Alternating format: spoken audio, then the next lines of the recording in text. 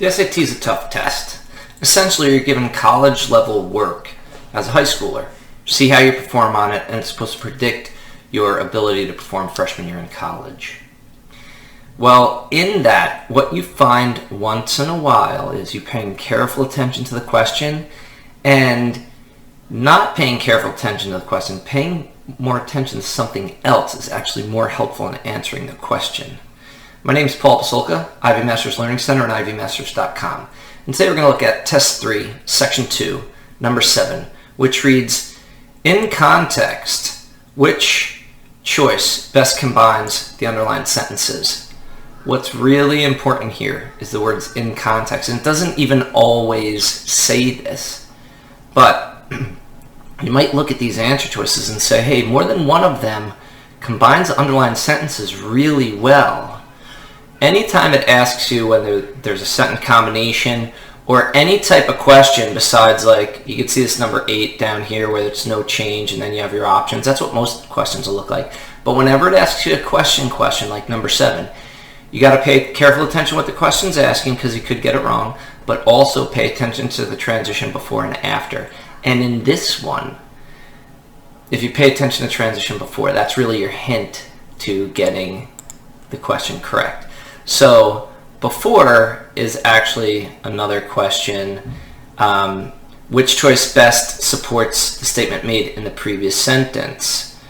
And so if you got this one right, I'm not going to go back to the sentence before this, but one company in California saw a 5% increase in productivity when it moved from an artificially lit distribution facility to one with natural illumination. It's talking about getting natural light and that boosting productivity for business. So we're transitioning from that. There's your in context right there.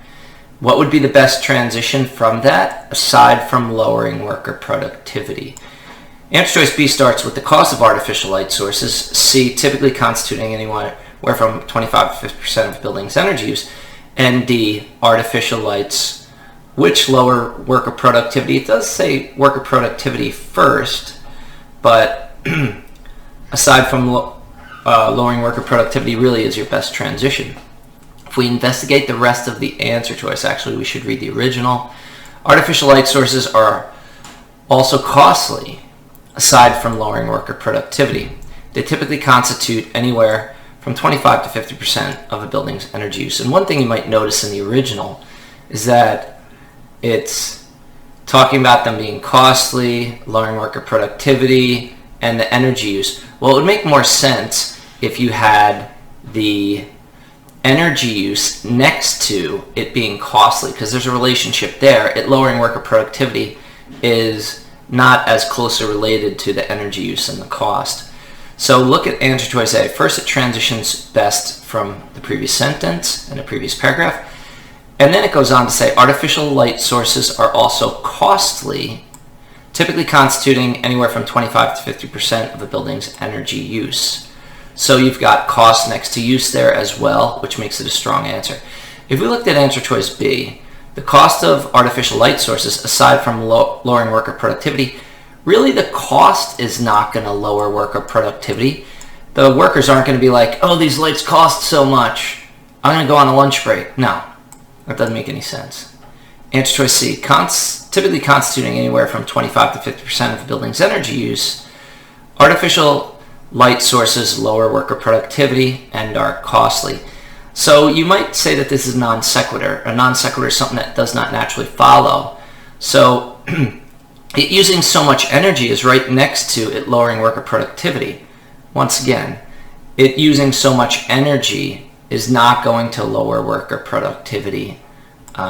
It using so much energy is going to have a relationship with the cost. Answer choice D, artificial lights, which lower worker productivity and are costly, typically constitute anywhere from 25 to 50% of the building's energy use. I'd say answer choice D would be my second choice. It does not transition as well from the previous paragraph as answer choice A does.